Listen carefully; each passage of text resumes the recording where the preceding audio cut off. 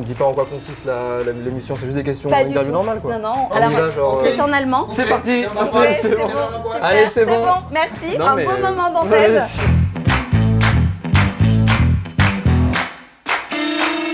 Bonjour à tous, on se retrouve pour un nouveau numéro des Rendez-vous de Vanille. On se trouve non pas en Thaïlande mais à Ushi, dans ce magnifique pavillon thaïlandais pour découvrir Romano Bianchi. Bonjour Romano. Bonjour, merci de me recevoir. Eh ben écoute, merci à toi d'être là.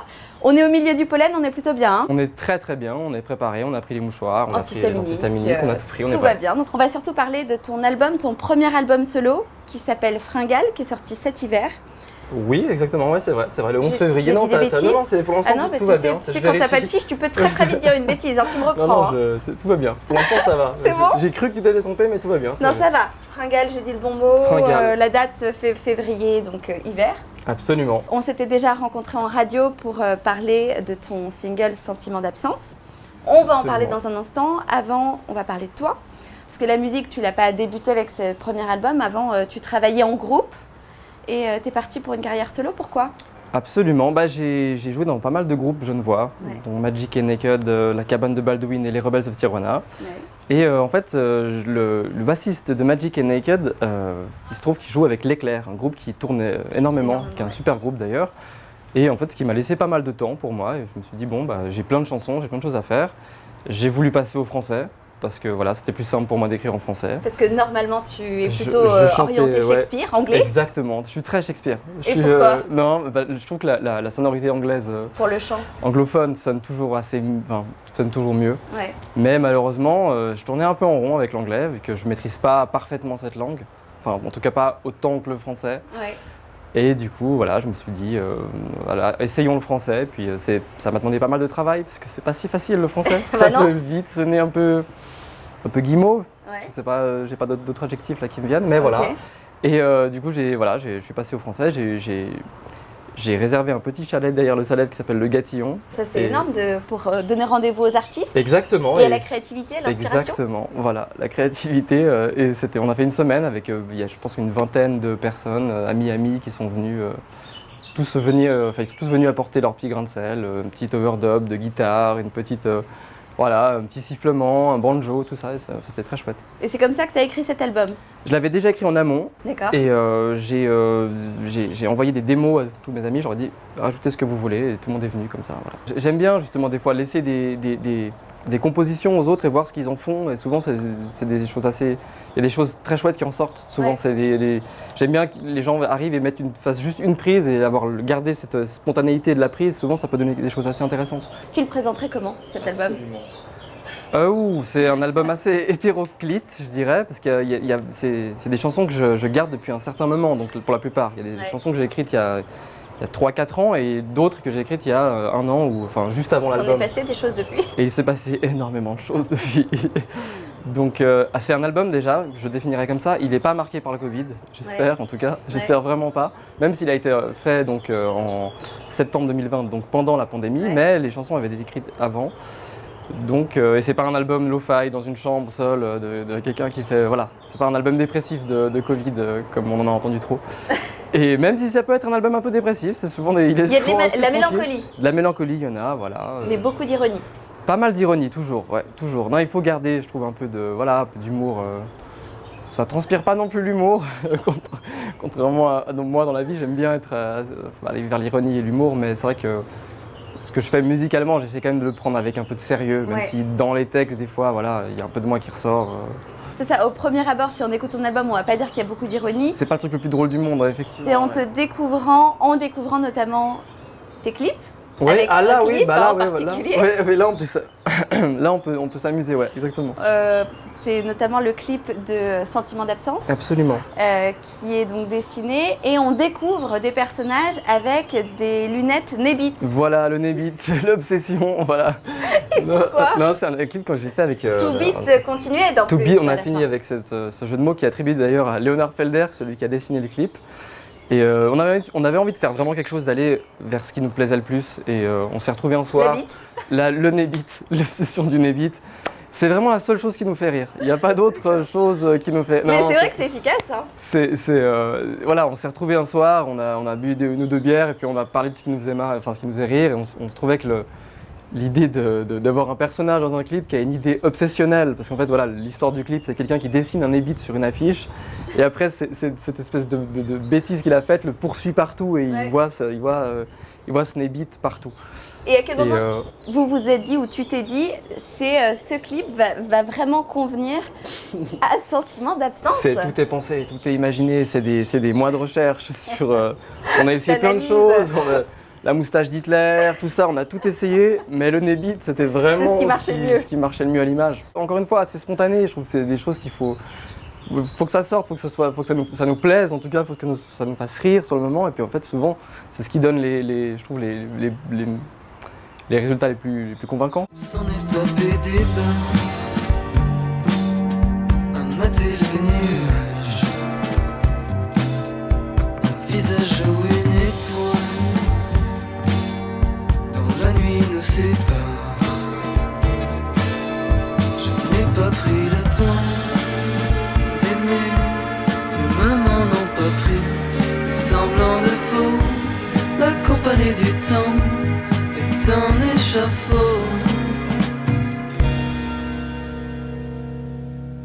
Parlons du vélo, parce que c'est vrai que c'est ta passion en plus. Absolument, et tu sais, comme ça, là, dans cette position, j'ai envie de me livrer. Là. Je sais pas pourquoi, là, tu vois tout de suite quand on est assis. Là, j'ai envie, là, il y a un truc, je vais tout te dire. Là. Il y a un côté, j'ai rendez-vous chez mon psy, quoi. Complètement.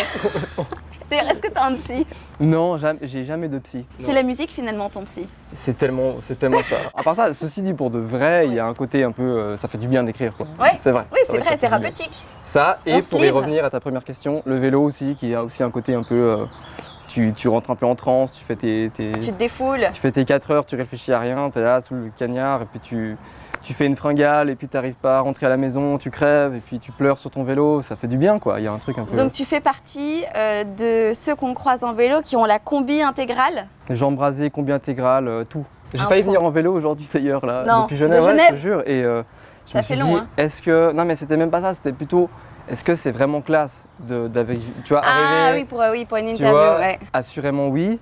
Après, et puis on fait de la co-animation ensuite, donc ça te fait une longue journée pour rentrer en vélo ensuite à 19h, c'est long. Exactement, je me dis à 19h vélo, tu vois.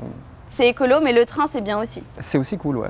C'était très sympa. On va revenir peut-être à la musique. On va revenir à cette petite interlude sportive et freudienne. Non, il y a un truc où je suis très très nul, c'est enregistrer. D'accord. Parce que j'ai aucune patience. Genre vraiment j'ai essayé, hein, comme tout le monde, j'ai pris GarageBand sur mon ordi, je me suis dit ok, je suis un compositeur. Mais tu t'énerves. J'ai fait 1h30, j'ai voulu exploser mon ordinateur. J'arrive pas, ça me rend fou en fait, ça me rend dingue et du coup j'ai besoin de ça. Et aussi j'ai besoin d'être entouré quoi. J'aime pas, je conçois la musique vraiment comme quelque chose à plusieurs quoi, vraiment de quelque chose d'un échange entre musiciens. J'adore les groupes, moi le concept du groupe, je trouve ça génial quoi. Ouais. C'est une sorte de mini-utopie qui marche, tu sais jamais comment. Ça finit souvent par foirer, mais ça marche pendant un moment et ça donne des trucs géniaux. Quoi. Mais ça, c'est pas fini, ça, tu vas continuer ou pour Oui, non, bien sûr, je vais continuer. Et d'ailleurs, même mon projet solo, je le conçois aussi vraiment comme un groupe, parce que j'ai des musiciens géniaux qui m'accompagnent. Ok, donc sur scène. C'est vraiment, il y aura tout un groupe, Augustin Von Arx, Léonard Perso, Alexis Cassimi et Thibaut Duquesne, qui sont des musiciens incroyables. T'es sûr que t'as oublié personne parce qu'on oublie toujours quelqu'un? J'en oublie toujours un, mais c'est pas si grave. C'est vexant pour la personne qui regarde parce qu'en général c'est la seule personne qui regardera l'émission. C'est ça. Et puis elle va pas se reconnaître. Malheureusement, désolé Tony. Voilà. Non, il n'existe pas. Il n'y a pas de Tony. En tout cas pour cet album là que tu vas devoir défendre, est-ce que tu as des dates qui sont prévues pour cet été? Ça y est, la vie reprend. J'en ai quelques-unes. Ok. Bon, tu me diras peut-être pas assez, mais en fait, avec le Covid, c'était peut-être pas le bon moment pour commencer un projet, vu que ce projet part vraiment de zéro. Et puis qu'il y a beaucoup de tous ceux qui avaient des projets avant qui reprennent les dates repoussées. Exactement, c'est ça. Mais j'en ai quand même quelques-unes assez chouettes. Je joue le 3 juillet au Caveau à Neuchâtel, le 11 juin à la Gravière. Je le fais pas dans l'ordre comme ça. Mais c'est très bien, c'est plus difficile. 11 juin à la Gravière à Genève. Ouais. Et j'ai d'autres dates que je peux pas trop divulguer, mais peut-être regarder la programmation gratuite du Montreux Jazz Festival. J'en dis pas plus. Voilà. Sympa. Mais ça ne veut pas dire que je joue. Hein. Ah ça non, me faut pas me fait pas dire ce que j'ai pas dit. On peut te suivre sur les réseaux sociaux aussi déjà peut-être pour connaître le programme au fur et à mesure. Sur Instagram, le Romano Bianchi, voilà, c'est mon principal instrument de com. Et parce qu'on fait tout de manière décousue dans cette émission, ton univers musical, pour ceux qui te découvrent ce soir, bah oui, puisque l'émission est diffusée le soir. Bien sûr. Et elle est rediffusée le matin, donc pour ceux qui te découvrent le matin. Elle est aussi enregistrée le soir, mais ça se voit pas. Ça se voit pas. C'est la pleine lune. Une nuit américaine, c'est un truc, C'est un délire de caméraman. Voilà, fait bien nuit quelque part de toute façon.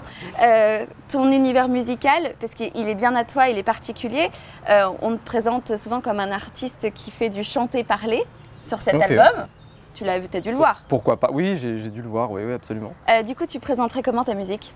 Alors, moi, je viens vraiment d'un background musical, on va dire 60s, psych 60s. Je suis un grand fan des Beatles. Voilà, j'ai passé un peu ma vie à faire plein de groupes de psyché, de garage, de toutes ces influences un peu 60s, 70s qui sont souvent un peu underground. Et là, j'ai essayé de faire quelque chose d'un peu plus moderne dans le son, surtout dans la production. C'est-à-dire que j'utilise toujours des instruments. J'adore avoir toujours cette touche un peu 60s, mais j'ai envie de placer ça dans un truc un peu plus contemporain, moderne. C'est des chansons souvent assez tranquilles, un peu folk. Voilà, un peu, comme tu l'as dit avant, un peu mélancolique, avec quelque chose de toujours assez pop. Je fais quand même de la musique pour qu'elle soit écoutée et qu'elle fasse plaisir aux gens, donc ça reste assez pop. J'ai commencé par le violon. Ouais. C'est une anecdote, voilà, l'anecdote fameuse que je sors tout le temps, mais qui est assez drôle, c'est que j'ai commencé par le violon et je ne sais pas pourquoi. À chaque fois que je jouais du violon, j'étais pris de nausées et je vomissais. C'est allergique au violon peut-être? Et alors ma mère explique ça parce que j'ai un doigt qui est paralysé, là on le verra à l'image, je ne peux pas bouger le bout du doigt parce que je me suis coupé le tendon petit. Ouais. Donc tu n'as plus de sensibilité. Enfin, j'ai de la sensibilité mais je ne peux pas le bouger. Voilà, tu ne peux pas te faire le coup de la fourchette dans le doigt quoi. Vas-y, essaye, on peut essayer. Je me suis dit donc je vais arrêter le violon, c'est dommage, j'avais une grande carrière qui m'était surtout avec un doigt paralysé, tu vois, je te laisse deviner. C'est pas évident, oui. J'ai dû arrêter, je me suis dit bon, un truc un peu moins, qui demande moins de concentration avec ce doigt-là, la batterie, j'ai fait de la batterie pendant, je pense 10 ans, et puis ensuite mon père avait une guitare chez lui, j'ai commencé un peu la guitare en autodidacte. Et là, tu as aimé aussi? Et là, j'ai aimé aussi, j'ai commencé par vomir énormément. Et je vomis toujours en fait. Et ça fait partie de ma personnalité. En fait, tu vomis quand t'es content. Voilà, c'est ça, bonne référence. Ton programme en tant qu'artiste, maintenant que ton album est sorti cet hiver, on découvre les singles au fur et à mesure, ça va être quoi, de tous les présenter ou tu travailles déjà sur un autre projet? Alors je vais continuer sur ce projet Romano Bianchi vu que c'est ce qui se rapproche le plus de moi du coup dans tous mes projets. Et du coup, j'ai fait une petite bande-son de film d'horreur. Voilà, une bande-son de film d'horreur qui sortira, je ne sais pas quand, vu que ça sortira pour la sortie du film. Donc, je découvre cet univers qui est très très lent en fait, que le cinéma, voilà. Ouais. Encore pire que la musique. Ah oui. Et pour la patience, là, c'est chouette et je suis assez content de ce que j'ai fait avec Augustin Vonars qui joue dans mon groupe. Les deux, on s'est enfermés dans un château hanté, le lieu du tournage, qui n'est pas vraiment hanté, mais on s'est posé dedans, on a fait toute la bande son avec le film diffusé sur un grand écran, c'était très chouette. Ouais, c'était vraiment une très belle expérience. Et j'ai enregistré il y a une semaine le deuxième Romano Bianchi. Je suis allé direct, je me suis dit au même endroit, sauf en comité plus réduit, avec le vrai groupe. Aucune préparation, aucune démo et on a tout fait sur place. Vous êtes allé comme ça Et c'est très très mauvais, vraiment. Ouais, j'imagine, j'ai hâte d'en parler avec toi. Vraiment, waouh, quoi. On était tous. Non, je rigole. On a fait 10 jours, c'était vraiment très très très très chouette. Pour le coup, c'est peut-être la chose la plus. Artistiquement, la plus aboutie qu'on ait faite parce que c'était vraiment une démarche. On s'est dit, faisons-le vraiment artistiquement, c'est-à-dire. On fait tout sur place, on se met en danger un peu. Je voulais dire aussi un petit mot sur ton nom, Romano Bianchi, qui n'est pas vraiment ton vrai nom. Et non, désolé de vous décevoir. Pourquoi ce choix ? C'est pas. Alors, je voulais. Pourquoi tromper le spectateur ? Je tenais à avoir, exactement.